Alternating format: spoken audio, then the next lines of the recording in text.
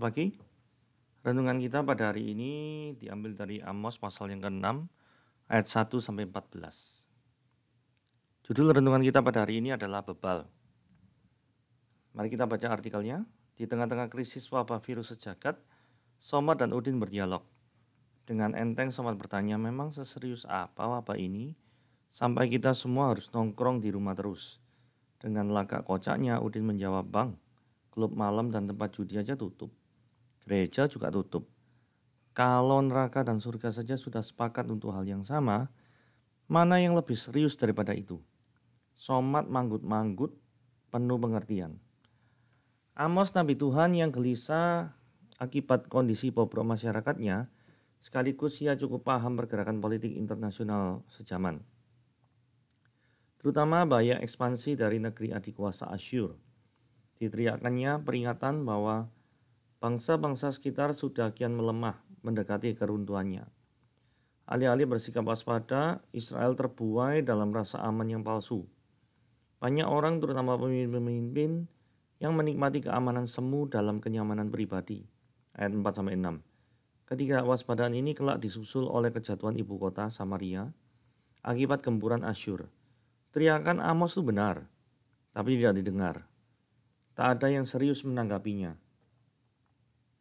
Bersikap serius terhadap ancaman bahaya sungguh penting. Meskipun bukan berarti kita terus dihantui ketakutan. Terlalu takut tidak baik. Namun terlalu santai, serba pandang enteng sama tidak baiknya. Apalagi jika ketidakwaspadaan itu bukan hanya berpotensi mencelakakan diri sendiri, melainkan juga sesama juga. Pemulihan keadaan bakal terjadi apabila jumlah mereka yang serius menanggapi bahaya kian banyak. Sebab mereka mau berbuat sesuatu demi kebersamaan, menanggulanginya. Termasuk di antara mereka kah kita? Semoga demikian.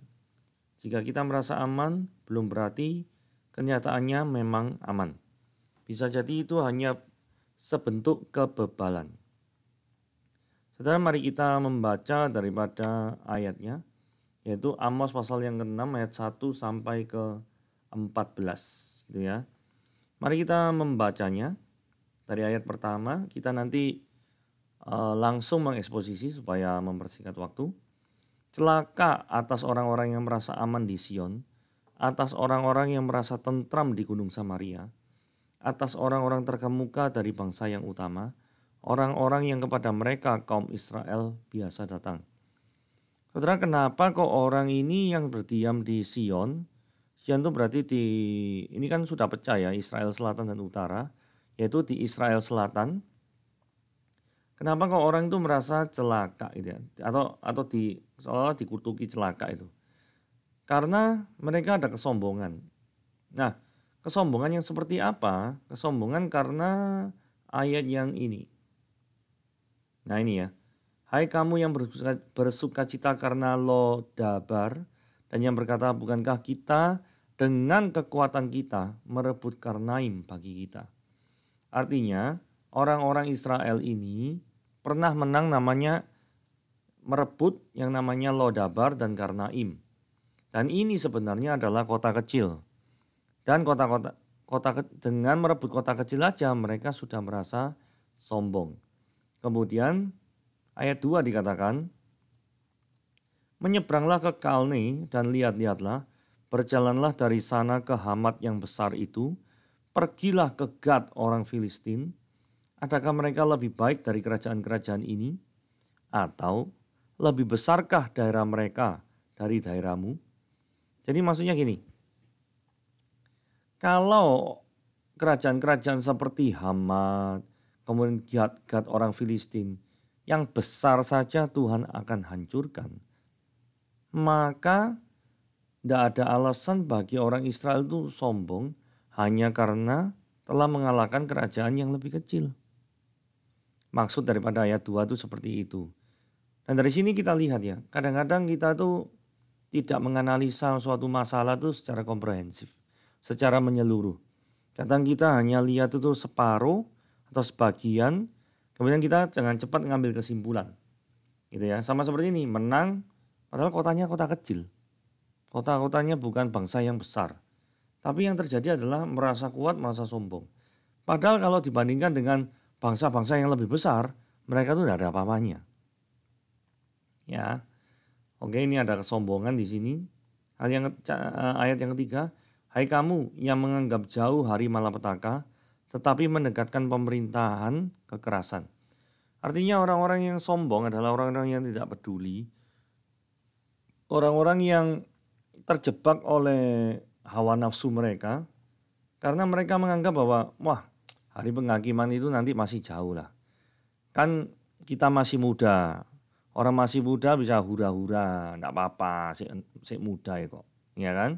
Nah, orang yang berpikiran seperti itu adalah tidak berkenan di hati Tuhan, ya.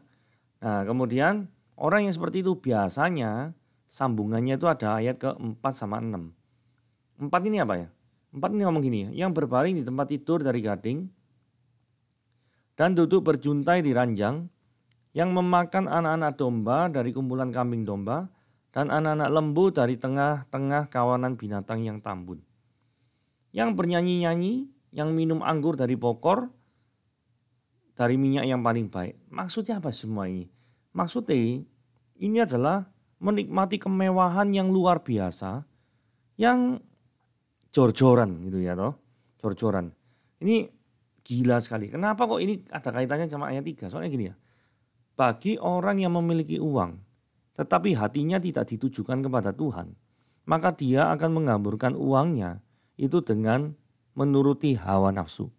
Saya lagi, bagi orang yang memiliki uang, tetapi hatinya tidak tertuju pada Tuhan, maka uang itu akan digunakan untuk memenuhi dari segala kepentingan hawa nafsunya. Itu adalah konsekuensi logis daripada orang yang memiliki uang, tetapi hatinya tidak tertuju kepada Tuhan. Seperti itu. Kemudian yang dipersalahkan ini bukan cuma nyanyi, tempat tidur gading dan lain sebagainya ya. Tetapi gini ya, tidak berduka karena hancurnya keturunan Yusuf. Jadi ada keturunan daripada bangsanya atau saudaranya itu yang hancur. Tetapi kita tetap bersenang-senang. Jadi tidak ada kepedulian. Itu yang dipermasalahkan. Saudara, kekayaan itu tidak masalah. Karena Abraham juga kaya, Daud juga kaya, Salomo juga kaya.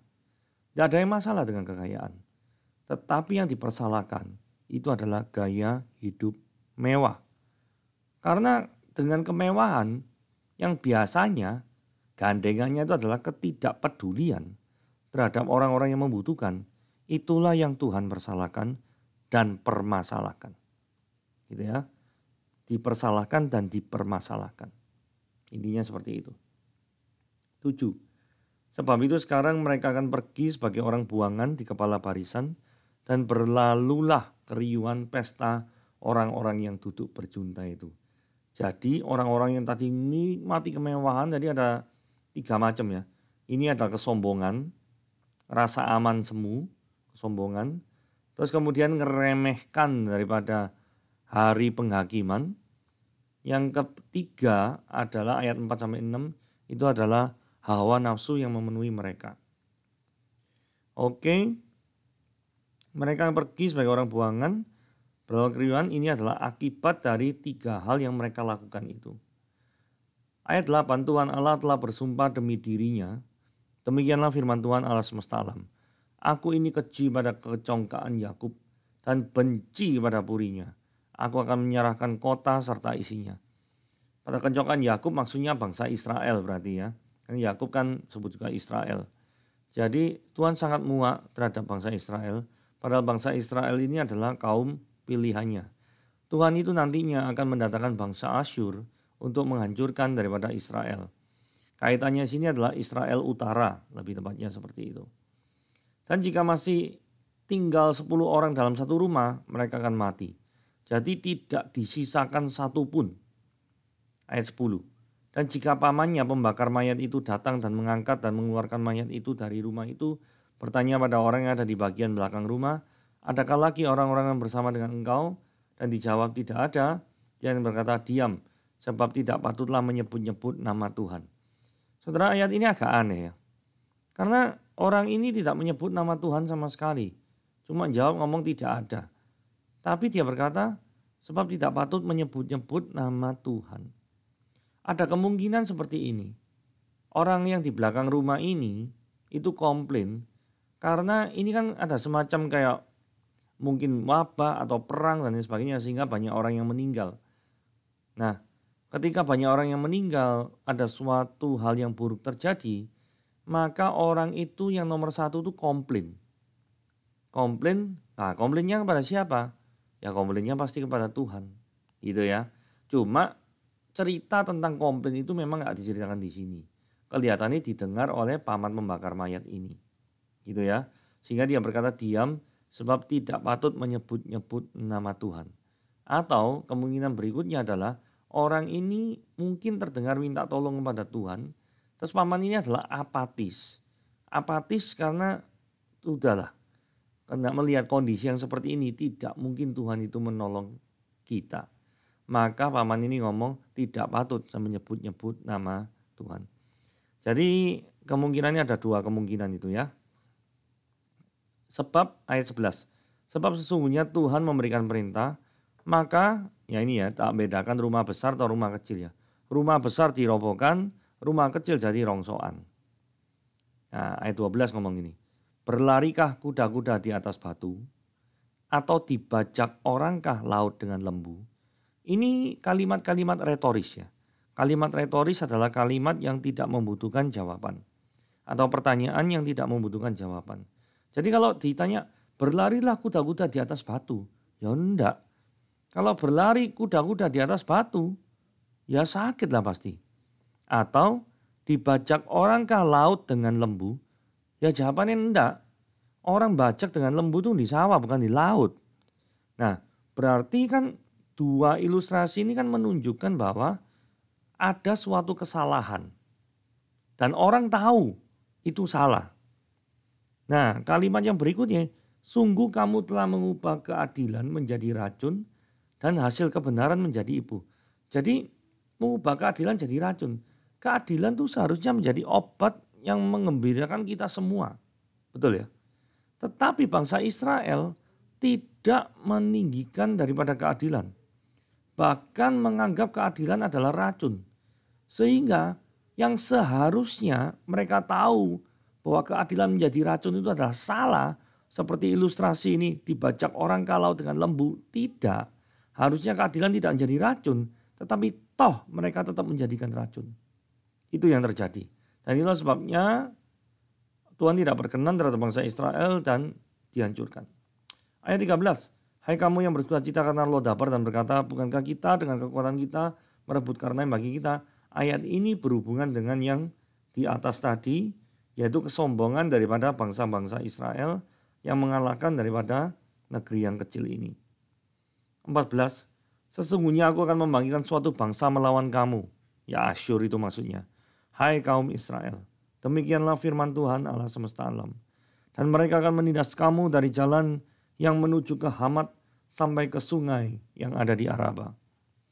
Jadi artinya Tuhan akan tidak berdiam diri melihat daripada kejahatan umatnya. Sama, Tuhan juga tidak akan berdiam diri melihat bahwa kita akan juga dihajar kalau kita tidak mengindahkan keadilan. Kita juga akan dihajar oleh Tuhan kalau kita hidup di dalam kesombongan, ayat pertama ini. Kemudian ketidakpedulian akan hari penghakiman, ayat yang ketiga. Dan juga yang ketiga adalah hidup di dalam hawa nafsu, hidup dalam kemewahan, hidup di dalam ketidakpedulian terhadap saudara seiman yang mungkin sedang berada dalam kesusahan. Yang diceritakan di ayat 6. Jikalau kita melakukan keempat hal ini, maka yang terjadi adalah Tuhan akan membangkitkan suatu bangsa melawan kamu, hai kaum Israel. Saudara, pertanyaannya adalah, apakah selama ini kita hidup seperti kategori 4 ini yang tadi? Diulangi lagi ya kategorinya ya. Merasa diri sombong padahal berprestasinya biasa-biasa saja. Kemudian yang terjadi adalah menganggap remeh hari penghakiman Tuhan. Yang ketiga adalah hidup di dalam kemewahan atau hidup dalam kesantaian yang tidak memperdulikan daripada orang lain. Bernyanyi-nyanyi, mungkin dengar musik apa, Dengar musik tidak salah ya. Tapi kalau setiap saat tuh dengar musik tidak mau kerja ya repot. Ya kecuali kalau kerjanya jadi pemain musik repot ya. Beda cerita ya. Terus kemudian ini minum anggur dari bokor. Jadi mabuk-mabukan. Terus itu berurap dengan minyak yang paling baik. Harusnya mungkin minyak yang paling baik bisa digunakan untuk yang lain. Tapi ini berurap dengan menggunakan minyak itu. Tetapi on the other hand, sebaliknya tidak berduka karena adanya kehancuran keturunan saudaranya Yusuf. Jadi kalau kita sedang hidup dalam keempat kategori ini, cepatlah bertobat. Karena hari ini bukan kebetulan Anda mendengarkan firman Tuhan. Hari ini bukan kebetulan Anda mendengar firman ini. Karena mungkin Anda sudah jauh daripada Tuhan dan melakukan hal-hal yang demikian mendukakan hati Tuhan. Sudah sepatutnya bagi kita sekarang untuk kembali kepadanya, berdoa minta ampun kepadanya, dan Tuhan tidak akan menghujani kita dengan hukuman-hukuman yang menghancurkan kehidupan kita. Oke, itulah renungan kita pada hari ini. Tuhan Yesus memberkati.